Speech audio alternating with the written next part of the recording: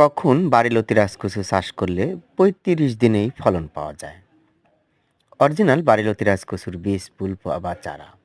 প্রিয় দর্শক যে যেখানে আছেন আশা করি ভালো আছেন, সুস্থ আছেন।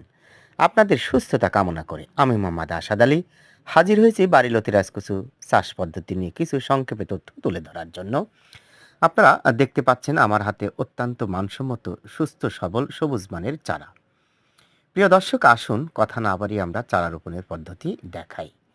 দেখতে পাচ্ছেন জমিটা কাদা করে নেওয়া হয়েছে এবং সুন্দরভাবে আইলগুলো উঁচু করে বাঁধা হয়েছে, মই দিয়ে মাটিগুলো সমান করা হয়েছে। দেখতে পাচ্ছেন এই অংশে আমরা বাড়িলতি রাজকচুর চারা রোপণ করেছি। শতভাগ বাড়িলতি রাজকচু চাষি সফল চাষি বলতে পারেন শতভাগ।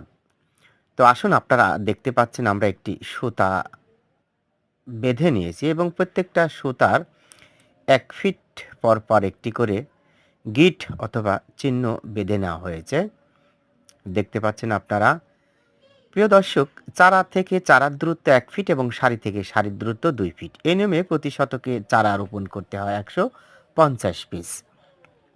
যারা মার্চের শুরু থেকে বাড়িলতি রাজকচু চাষ করবেন অবশ্যই আপনারা চারা থেকে চারার দূরত্ব ১ ফিট এবং সারি থেকে সারির দূরত্ব ২ ফিট এই নিয়মে চারা রোপণ করবেন এবং এই নিয়মে প্রতি শতকে চারা রোপণ করতে হয় ১৫০ পিস। প্রিয় দর্শক, ভালো বীজ ভালো ফসল। কেবল সুস্থ সবল বীজ থেকে সুস্থ সবল ফসল আশা করা যায়।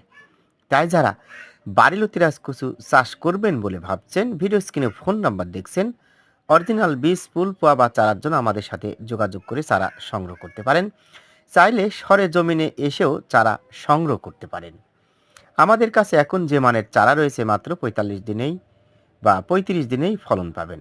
দেখেন, চারা থেকে চারার দূরত্ব ১ ফিট এবং সারি থেকে সারির দূরত্ব ২ ফিট। এই নিয়মে আমরা চারা রোপণ করছি। প্রিয় দর্শক, আপনারা দেখেন কি নিয়মে আমরা চারা রোপণ করতেছি। মোহাম্মদ সাব্বির হোসেন, বাড়িলতি রাজকচু চাষি। আপনারা দেখতে পাচ্ছেন শতভাগ সফল বাড়িলতি রাজকচু চাষি মোহাম্মদ ফজর আলী চারা রোপণ করছে। তো যাই হোক, দেখেন আমরা প্রত্যেকটা লাইন একদম সোজা করে রেখেছি।